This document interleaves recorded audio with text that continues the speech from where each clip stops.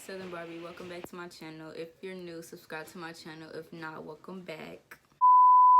Today I'll be doing a mukbang and a story time. And the story time is why I got surgery on my face. Y'all could still see the scar, like. But yeah, I got surgery on my face.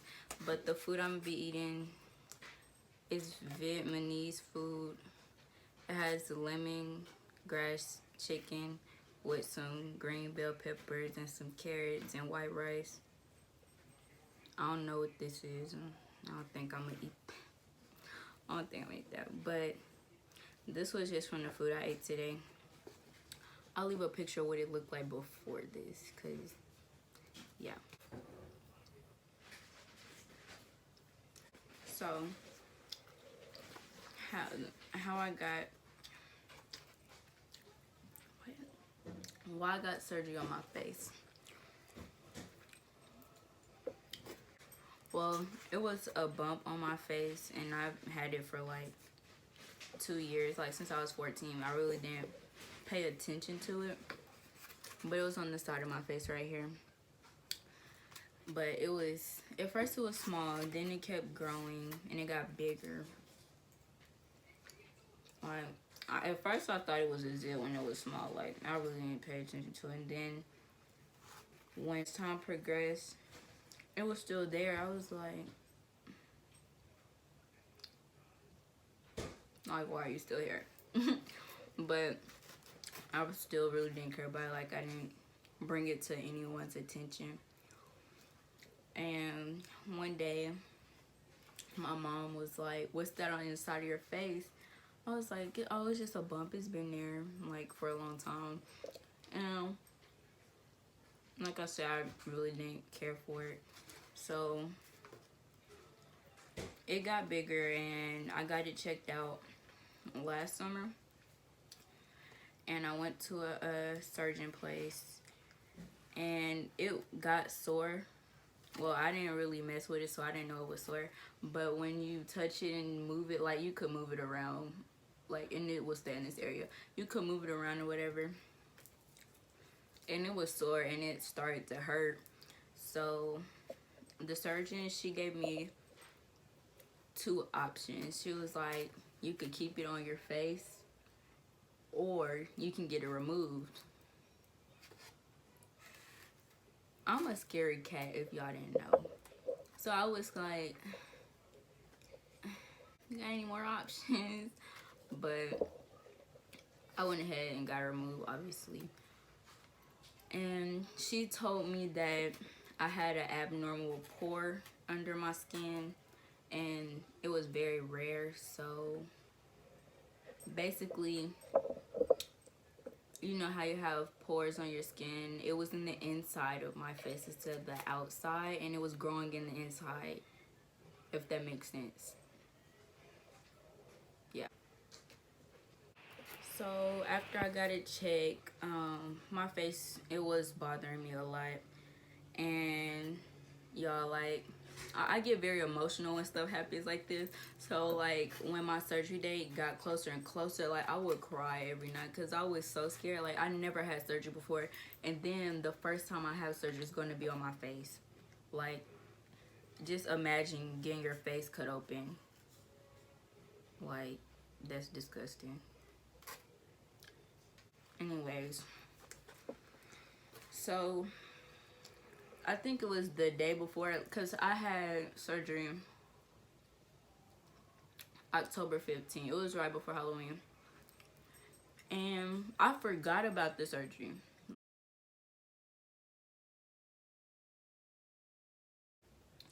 It was like the 14th, yeah, that night.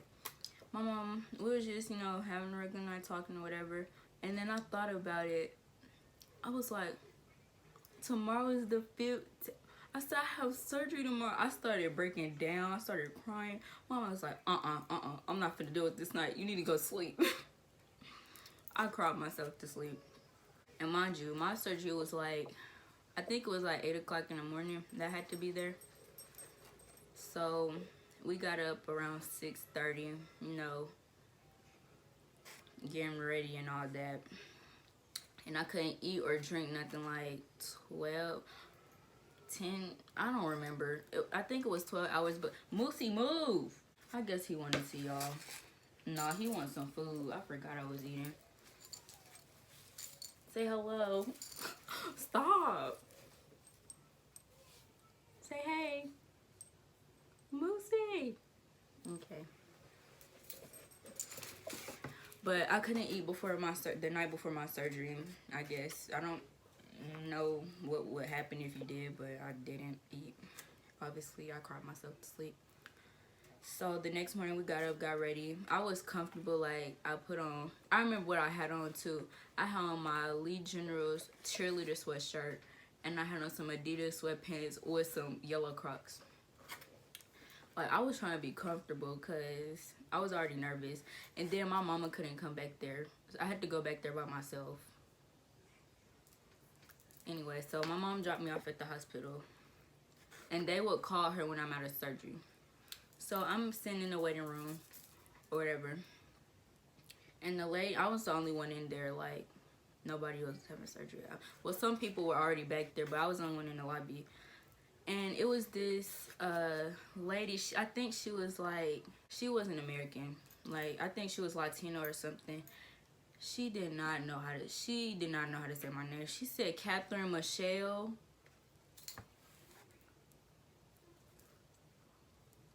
Y'all that know my name, y'all know my name is not Catherine and my last name is not Michelle. I was like, my name is, I'm not finna say my name, but she was like, oh, I'm sorry, let me change that. I was like,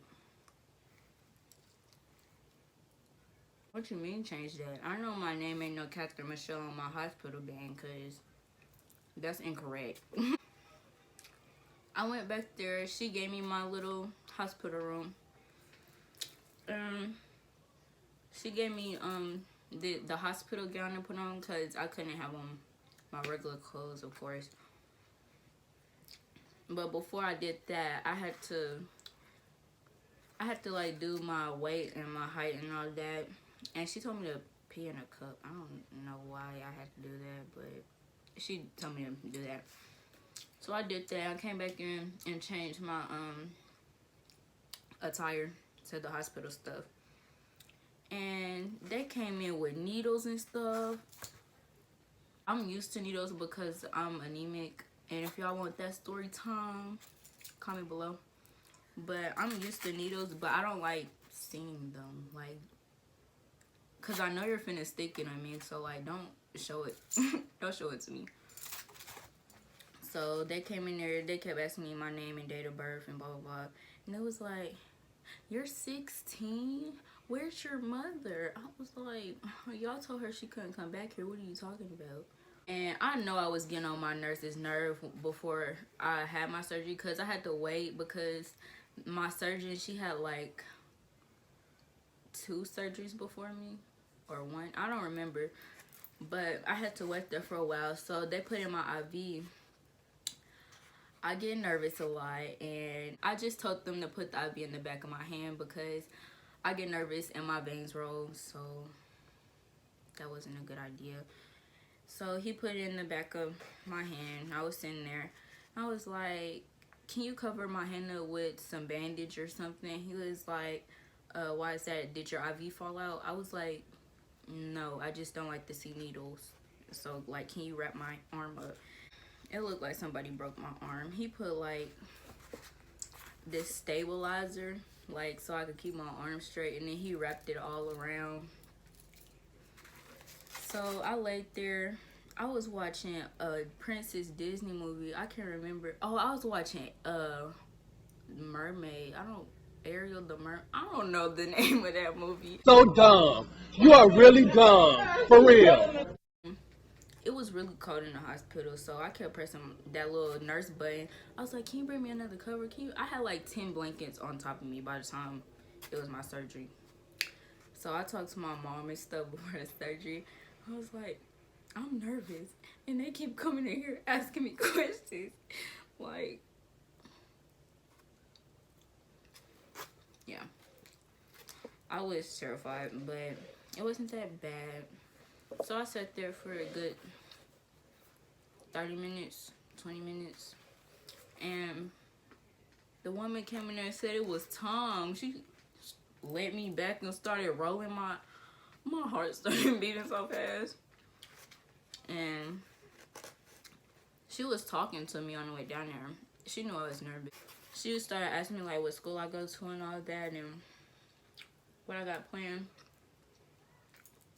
Then we get to the operating room. And they like picked me up out of my bed and put me on the operating table. The first thing I got, like, I had on my mask or whatever. They didn't take it off until it was surgery time. The nurses, they were so nice. I loved the service the whole day.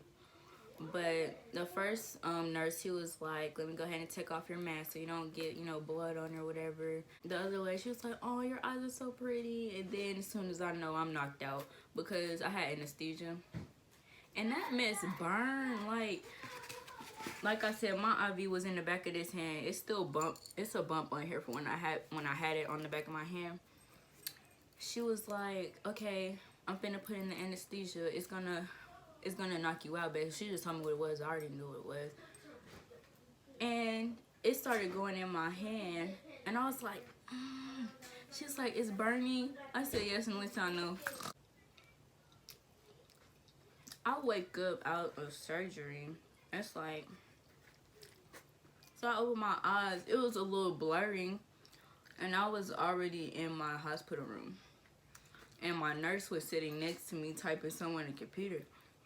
He was like, he got on my face like, do you need anything? If you do, let me know. I was like, okay. I didn't say nothing. And I was like, I felt so tired. Like, after surgery, I felt really tired. Probably because of anesthesia. And he gave me some ice chips, you know, I guess to wake me up. And he called my mom and told her I was out of surgery or whatever. Like, I guess she was already at the hospital because as soon as he called her that, like, to tell her I woke up, they was coming up the elevator or something. So, after that, he took me to, I forgot what it's called. I guess it was still recovery then. I don't know, but the next room I went to, this lady started asking me questions, and she gave me my clothes back and all that to put back on. I was starting to doze back off, and I heard the lady say, if she goes back to sleep, y'all can't leave. Like, I was dozing back off, like, I was really tired. My mom pinched the mess out. She said, get up. Like, she didn't say it like that. She said it under her breath so the other leg couldn't hear her. I was looking at her like, okay. Like, I had to try to stay up because my mom didn't want to stay there any longer because, of course, coronavirus. And I was in the hospital, so she pinched the mess out of me in the hospital bed. Anyways, so I put my clothes back on and stuff, and I had to use the restroom. This was the most uncomfortable thing ever. So the lady that was asking me questions, I guess she was my next nurse after the man nurse. Anyways, so I was like, I have to use the bathroom. Like, I couldn't, she was like, it's gonna be hard for me to walk. So I tried to get up. She was serious. Like, it felt like too much weight to hold. So she rolled me in the little wheelchair, took me to the bathroom. I was sitting there. I was like, is she gonna get out the bathroom so I could? This woman sat there and watched me pee. That was so... But it was just to make sure I don't fall. Because like I said, I couldn't really... It was hard to walk. Like, I had to get adjusted to my weight again. So she rolled me onto the car and we went to Chick-fil-A. I'm gonna leave a picture of what I look like after surgery. I look rough. Rough. I had this little white thing on the side of my, it was like a little patch. It's supposed to fall off after like 2 weeks or so, and if it didn't, you're supposed to call them. Mine did not fall off. Like, it was peeling, but it ain't fall off. I was like, is there something wrong with my face? Like, why is this thing still why is this still on my face? So after that, I'm gonna show you what it looked like after I took off the bandage too. I'm gonna insert it in the video, as I should. Yep. So I took that off. It was, and then after surgery, I could have sharp pains in my face where it hurt, and like I didn't want to do nothing, and I could not sleep on this side of my face, or my incision would have ripped back open, and we didn't want that at all. So I could make myself sleep on one side of my face. So I mean, on one side, that don't make sense either. This still what it looks like. You can still see it. Hold on. It's red because I'm light skinned, so I don't think it's gonna turn black, but it's been red ever since I took off the bandage. And I had a follow-up appointment after I took off the bandage. And you know my little scary cat, so when she was trying to touch it, I jumped. She was like, does it still hurt? I was like, no ma'am, you just scared me, like you was trying to touch my face. But yeah, she told me to put like moisturizer and stuff on it, and it should like turn back to my regular skin color, and it still hasn't done that. So I'm guessing that scar is gonna be right there forever.